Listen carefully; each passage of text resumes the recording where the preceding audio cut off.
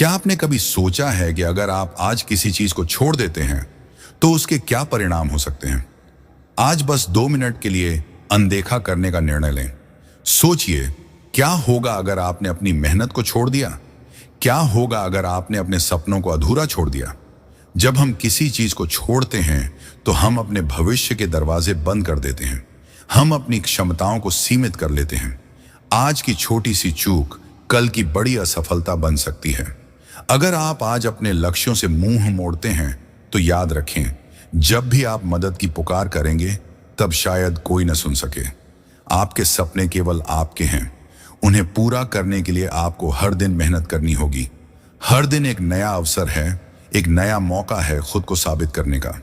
अगर आप आज हार मानते हैं तो कल जब आप मदद मांगेंगे तब शायद आपको वो नहीं मिलेगी जो आप चाहते हैं। इसीलिए आज का दिन महत्वपूर्ण है। इसे अनदेखा मत करें। अपने लक्ष्यों के प्रति समर्पित रहें और खुद पर विश्वास करें। याद रखें, आपका अंतिम फैसला आज ही होना चाहिए। आपको अपने सपनों के लिए लड़ना है। तो चलिए, आज से ही ठान लीजिए कि आप अपनी मेहनत को कभी नहीं छोड़ेंगे, क्योंकि जब आप अपनी मेहनत को छोड़ देंगे तब आपकी पुकार सुनने वाला कोई नहीं होगा। अपने सपनों की ओर बढ़ते रहें और कभी पीछे मुड़कर मत देखिए। मेरे प्यारे बच्चे, तुम कैसे हो? मैं आपका महादेव आज आपके लिए एक बहुत ही खास और महत्वपूर्ण संदेश लेकर आया हूं। यदि आपको मेरा यह दिव्य संदेश इसी क्षण प्राप्त हो रहा है तो यह संदेश आपके लिए ही है। इस संदेश को अंत तक ध्यान से सुने बच्चों। इसे बीच में छोड़ने की गलती मत करना। मेरे बच्चे, तुम्हारी दिव्य शक्तियों ने सारा खेल पलट दिया है। मेरे बच्चे, जो शक्तियां तुम्हें नुकसान पहुंचाने के लिए भेजी गई थीं, अब उन पर ही उल्टा असर पड़ेगा और उन्हें कुछ हो जाएगा। मेरे बच्चे, अगर आप महादेव को सच दिल से चाहते हैं तो इस मैसेज को लाइक करें, मेरे चैनल को सब्सक्राइब करें और 888 कमेंट करें। महादेव जी जरूर लिखना मेरे बच्चों। जो लोग तू कष्ट दे रहे थे तुम्हारे विरोधी थे, तुम्हारे साथ गंदे खेल खेलते थे, हर समय तुम्हें चिल्लाते थे, तुम्हारी मनस्थिति पर प्रहार करते थे, तुम्हें मानसिक रूप से प्रताड़ित करते थे, तुम्हारे मन का आत्मविश्वास तोड़ते थे, तुम्हारे दिमाग को तोड़ना, तुम्हें कमजोर करना, तुम्हारी भावनाओं को मारना। जो लोग ऐसा गेम खेल रहे थे वे वास्तव में मेरे बच्चे लगभग 5 या 8 लोग हो सकते हैं, या उनमें से और भी हो सकते हैं। जो लोग आपस में बहुत ज्यादा गेम खेल रहे थे, उनका कहना है कि वे एक दूसरे के साथ मिलकर अपना उल्लू सीधा करने में लगे। अब उनकी 5 से 7 लोगों की टीम उनकी जिंदगी में आ गई है। कुछ लोग अंदर भी आ गए तो कहीं ना कहीं उनकी जो टीम थी वह टूट रही है। उनकी टीम के एक तरह से हाथ पैर काटे जा रहे हैं। जो लोग खुलकर आपका विरोध कर रहे थे, भगवान उनका दिमाग कहीं और शिफ्ट कर रहे हैं, उनका ध्यान भटका रहे हैं। भगवान ऐ कर रहे हैं ताकि उन्हें अपने पास से हटाकर वे अपनी जिंदगी में सेटल हो सके और अपनी जिंदगी में व्यस्त हो सके। जो मुख्य भूमिका निभा रहे थे और सबको नचा रहे थे, कहीं ना कहीं वे लोग अंदर से बहुत ज्यादा कमजोरी महसूस कर रहे हैं, क्योंकि आपके विरोधियों के बीच उनकी टीम में जो फूट पड़ रहा है वह आपस में टूट रही है, क्योंकि कहीं ना कहीं आप उन्हें एक साथ रख रहे थे, वे विरोध कर रहे हैं। वह कौन सा ग्रुप था जो आपके खिलाफ था, आपका विरोध करता था, जादू टोना करता था? भगवान उन लोगों के बीच अलग अलग रास्ते खोल रहे हैं। आपको उनकी जिंदगी से किसी न किसी तरह से हटा रहे हैं। उन लोगों के लिए भी रास्ते खुल रहे हैं। वे आपके जीवन से बाहर आ गए हैं और ऐसा हो भी रहा है। आप देखेंगे, ध्यान से ध्यान दें कि जो लोग आपको परेशान कर रहे थे, आपको पीड़ा दे रहे थे, आपको हर पल परेशान कर रहे थे, वे लोग खुद ही नास्तिक हैं। उनके जीवन में अब उनके कर्म ऐसे प्रवेश कर रहे हैं जैसे आपने ने इन लोगों के साथ अच्छा किया हो और बदले में इन लोगों ने आपके साथ बहुत बुरा किया हो। उन्होंने आपके साथ ऐसा व्यवहार किया हो कि आपके मान सम्मान को ठेस पहुंची हो। यह निर्भर करता है आपके मन की स्थिति पर। अब मैंने बार बार इन लोगों पर ऐसे हमले किए हैं। अब जो लोग उनके कर्मचारी थे, मेरे बच्चे जो उन्हें कर्म देने जा रहे हैं, अब वे उन्हें उस तरह से पीड़ा देंगे जैसे इन लोगों ने तुम्हें पीड़ा दिया है। बहुत ही दर्दनाक। अब आपको इसका अनुभव स्वयं होगा और वह समय जब वह अपने के लिए माफी मांगेगा और यह नहीं कि हाँ, हमने कहीं किसी के साथ बहुत ही गलत काम किया है। उस समय आप सफलता के उच्चतम स्तर पर होंगे। बहुत ज्यादा उच्च स्तर चांदनी और रोशनी में यह लोग गर्मों से पीड़ित होंगे। तब आपकी में आएंगे और कहेंगे, हमें माफ कर दो, हमें माफ कर दो। तुम्हारे साथ कुछ ऐसा होगा। याद रखना, उनमें से कुछ लोग ऐसे भी हैं जो बहुत चालाकी से चीजों को आपस में बांटने की कोशिश कर रहे हैं। खुद को और उन लोगों को अब बहुत ज्यादा चिंता हो रहा है अपने मन की, यह क्या हो गया, क्या हालात हम पर ऐसे पलट गए। हमने कभी नहीं सोचा था कि हालात हम पर ऐसे पलट जाएंगे। यह जो लोग तुम्हारे लिए चक्रव्यूह बूंद रहे थे, जो तुम्हारे लिए चक्रव्यूह रच रहे थे, अपने दिमाग का खेल खेल कर वे खुद उस चक्रव्यूह में फंस गए हैं। ये मेरे बच्चे हैं, या खुद अपने चक्रव्यूह में फंस गए हैं। कुछ लोग यहां खुश होने का नाटक कर रहे हैं, लेकिन अंदर से पूरी तरह टूट रहे हैं, अंदर अर से कमजोर होते जा रहे हैं। भगवान सभी बुराइयों का नाश कर रहे हैं, उनका कर्म उन्हें दे रहा है, और यह तो बड़ी बुरी बात है। मैं अभी अपने भविष्य को लेकर कम चिंतित हूं, लेकिन आपके बारे में सोचता हूं कि आपके विरोधियों में से कुछ लोग सोचते हैं कि हमने सचमुच उनके साथ बुरा किया है। यानी कुछ लोगों को एहसास हो रहा है कि उन्होंने बहुत कुछ किया है। वे माफ कर पाएंगे? क्या वह हमें कभी माफ कर पाएंगे? क्योंकि उनके अंदर अहंकार इतना ज्यादा होता है कि माफ मांगने में भी उन्हें अपमान महसूस होता है। वे बहुत दुष्ट लोग हैं। मैं बहुत भूतिया लोगों को देख सकता हूं, चाहे वे कितने ही नीच कर्म करें, परंतु कभी कुछ नहीं कर पाएंगे। उनमें रति भर भी शर्म नहीं होगी, लेकिन वे मन में सोचते हैं कि अब हमारा क्या होगा। हम खुद ही अपने बनाए चक्रव्यूह में फंस गए। हमने कभी नहीं सोचा था कि ऐसा होगा, लेकिन यह सब भगवान के अधीन होना चाहिए। बाकी सब कुछ है वह परम शक्ति। परम शक्ति अब तुम्हें न्याय देने वाली है। तुम्हारे साथ बहुत बड़ा फैसला होने वाला है। अब तुम खुद हर चीज के गवाह बनोगे। ईश्वर तुम्हें इतना अनुभवी बना रहा है कि बुरे कर्म करने वालों को क्या सजा दी जाती है। तुम यह सब अपनी आंखों से देखोगे। जीवन में एक महान विद्वान बनोगे और लोगों के बीच यह सीख साझा करोगे कि यदि आप कभी भी किसी का बुरा करते हैं तो पहले उसके परिणाम के बारे में सोचें। भले ही किसी को 10 साल ही क्यों ना लगे, 20 साल सा लगे, 25 साल लगे, 30 साल तक आपको प्रताड़ित किया, लेकिन यह कर्म ही है जो ऐसा पलटवार करता है जिसकी आपने कभी सपने में भी कल्पना नहीं की होगी। इस प्रकार ईश्वर तुम्हें अनुभवी बना रहा है। तुम चीजों का अनुभव अभी कर रहे हो। तुमने अनुभव किया है। भगवान तुम्हें बहुत अनुभवी बना रहे हैं, और जो लोग तुम्हारे खिलाफ हैं वे तुम्हारे बारे में सोच रहे हैं, क्योंकि तुम सबसे ऊंचे शिखर पर चल रहे हो, लेकिन फिर भी जमीन से जुड़े हुए हो। आप जमीन से जुड़े हुए हैं, फिर भी आप अपने आप को शून्य कहते हैं। यह देखकर आपके विरोधियों के मन में सिहर पैदा हो रही है कि यह क्या कर रहा है। इतनी अच्छी चीजें छू रहा है, इतनी ऊंचाइयां छू रहा है, फिर भी खुद को शून्य और शून्य बता रहा है। और हमारी हवा अभी भी चल रहा है, वह शून्य है। और जब वह कुछ बन जाता है, जब भी वह कुछ बन जाता है, तो हमारा भाग्य क्या होगा? अब हमारा क्या होगा? क्योंकि वह आपको महसूस कर रहा है। क्या आप सफलता की ऊंचाइयों को छू रहे हैं और आप अपना मुख्य जीवन जी रहे हैं? बोर्ड कह रहे हैं कि मैं कुछ नहीं हूं, मैं कुछ नहीं हूं। यह खालीपन उन्हें कांपने पर मजबूर कर रहा है। यह उनके मन में चिंता का विषय बन गया है। आप कितनी भी सफलता छू रहे हो, फिर भी आप खुद की सुने। आप मुझे नहीं बता रहे कि क्या हो रहा है। अंदर जो कुछ हो रहा है उसे देखकर लोग काफी नजर आ रहे हैं। मेरे लिए आपके सभी विरोधी बहुत चिंतित हैं।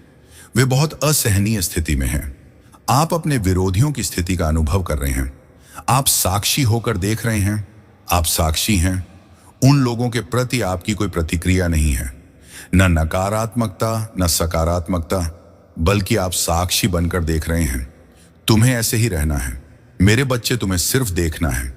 इसलिए बच्चों, तुम साक्षी बन गए हो, क्योंकि तुम एक ही ईश्वर से जुड़े हो। आपका ईश्वर से सीधा संबंध है। इसीलिए जो आपके अंदर है वह सिर्फ वही नहीं है जो मैं महसूस कर रहा हूं, बल्कि आत्मा भी है। थोड़ा सा जो लोग आध्यात्मिक मार्ग में पिछड़ रहे हैं, उन्हें भय का अनुभव हुआ है। उन्हें बिल्कुल भी डरने की जरूरत नहीं है, क्योंकि उन्हें अपने जीवन में बहुत सारी समृद्धि, प्यार, आदर, सम्मान, पद और प्रतिष्ठा मिलने वाली है। जो इस मानव जीवन के लिए सबसे ऊंची उपाधियां हैं, सिस्टम वाली चीजें हैं, उन सभी चीजों में भगवान आपको आशीर्वाद देने वाले नहीं हैं। इसलिए आपको किसी से डरने की बिल्कुल भी जरूरत नहीं है। अगर आप महादेव की शक्तियों में विश्वास करते हैं तो कमेंट सेक्शन में महादेव लिखकर इस संदेश को लाइक करें। मेरे बच्चे, वो शख्स उठते बैठते तुम्हारे बारे में सोच रहा है, तुम्हारी जिंदगी में क्या चल रहा है उसे सब पता होना है। वह तुमसे दूर है, लेकिन उसकी नजर सिर्फ तुम पर है। कब और कहां तुम जाते हो, तुम किससे जाकर बात करते हो, वह सब कुछ जानना चाहता है। मेरे बच्चे, वह तुमसे इसलिए भी नाराज है क्योंकि तुमने उसे अपनी जिंदगी से हमेशा के लिए बाहर निकाल दिया है। अब उसके होने या ना होने से तुम्हें कोई फर्क नहीं पड़ता। वह अकेला ही कष्ट सह रहा है क्योंकि तुम्हारा यह बदला हुआ रूप उसकी वजह से नहीं है। ऐसा देखा जा रहा है कि वह तुम्हें खुश भी नहीं देख पा रहा है। वह तुम्हें अपने जीवन में आगे बढ़ते हुए भी नहीं देख पा रहा है। वह विश्वास नहीं करना चाहता कि जो शख्स कल तक उसके बिना एक दिन भी नहीं रह पाता था, आज उसे कोई फर्क नहीं पड़ता। इससे कोई फर्क नहीं पड़ता कि वह जीवित है या मर गया। उसे यह बिल्कुल बर्दाश्त नहीं हो रहा कि जो व्यक्ति उसकी हर बात मानता था, वह आज उसकी कोई बात नहीं सुनना चाहता। अब वह रो भी रहा है और आज तुम पर गुस्सा भी कर रहा है। वह तुम्हें गालियां भी बहुत देता है। आज भी उसे ना तो अपनी गलतियों पर पछतावा होता है और ना ही इस बात का एहसास होता है कि उसके बुरे व्यवहार के कारण ही तुम इतने बदल गए हो। उसे लगातार धोखा देकर झूठ बोलने की आदत के कारण तुम एक पत्थर दिल इंसान बन गए हो, जो किसी पर भरोसा नहीं करता, ना किसी पर यकीन करता है, ना किसी के लिए रोता है। वह सोचता कि तुम्हारी जिंदगी बहुत आसान है, तुम मतलबी हो, तुम्हें फर्क नहीं पड़ता। पर वह शख्स तुम्हारी जिंदगी में बहुत अहम था। वह सिर्फ किसी किताब का पन्ना नहीं था जिसे पढ़कर तुम सब कुछ एक पल में भूल जाते हो। अगर तुम अपने अतीत को पीछे छोड़ना चाहते हो तो तुम भी एक पल में सब कुछ भूल जाना चाहते हो, सब कुछ पीछे छोड़ देते हो, लेकिन तुम ऐसा नहीं कर पाते। तुम आज भी रोते हो, वह सारी यादें अभी भी तुम्हारे दिमाग में ताजा है, लेकिन अब तुम अपने आंसू और अपने दर्द इस समाज को नहीं दिखाना चाहते, क्योंकि तुम जानते हो कि लोग तुम्हारे आंसुओं को तुम्हारी कमजोरी मानते हैं और तुम्हारी पीठ पीछे तुम्हारे दर्द का मजाक उड़ाते हैं। लेकिन आज भी उस व्यक्ति को तुम्हारा दर्द दिखाई नहीं दे रहा है।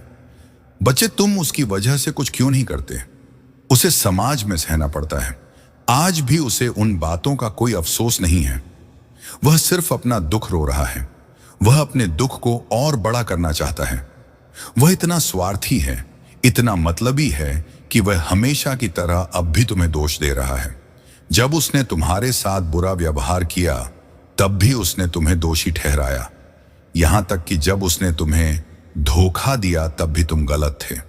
जब तुम रोते हो तो तुम उसकी आंखों में दिखावा कर रहे होते हो, और आज जब तुमने रोना बंद कर दिया तो तुमने खुद को बदल लिया और उसे आजाद कर दिया।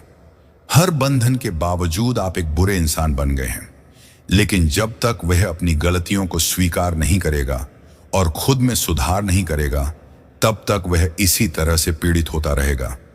वह कोई भी रिश्ता नहीं निभा पाएगा, और जो व्यक्ति आपका नहीं है वह किसी का होने के लायक भी नहीं है, क्योंकि आप उस तरह के इंसान हैं जो अपने रिश्ते को अपनी जिंदगी से ऊपर रखते हैं। आप ऐसे इंसान हैं जिसके लिए दूसरों की खुशी बहुत महत्वपूर्ण है, जो अपने प्रियजनों की छोटी छोटी चीजों का भी ख्याल रखते हैं, जो आपकी आंखों में आंसू होने पर भी हमेशा दूसरों की खुशी पर नजर रखता है। यदि आपने प्रार्थना की है कि यदि वह व्यक्ति आपसे प्यार नहीं कर सका, आपके साथ खुश नहीं रह सका, तो उसी से खुश रहने का कोई अधिकार नहीं है। वह हमेशा खुशी के लिए भटकता रहेगा, अकेले अंधेरे में बैठेगा और तब तक रोता रहेगा जब तक उसे इसका एहसास नहीं हो जाता कि उसकी गलती थी। जब तक वह अपने किए हुए पाप का अर्थ स्वीकार नहीं करेगा, तब तक वह अपने पाप की टोकरी आपके ऊपर फेंकता रहेगा। उसे शांति नहीं मिलेगी, और जब तक उसे एहसास होगा कि वह गलत था, तब तक बहुत देर हो चुकी होगा। जो व्यक्ति अपना पाप स्वीकार नहीं करता, वह सब कुछ खो देता है।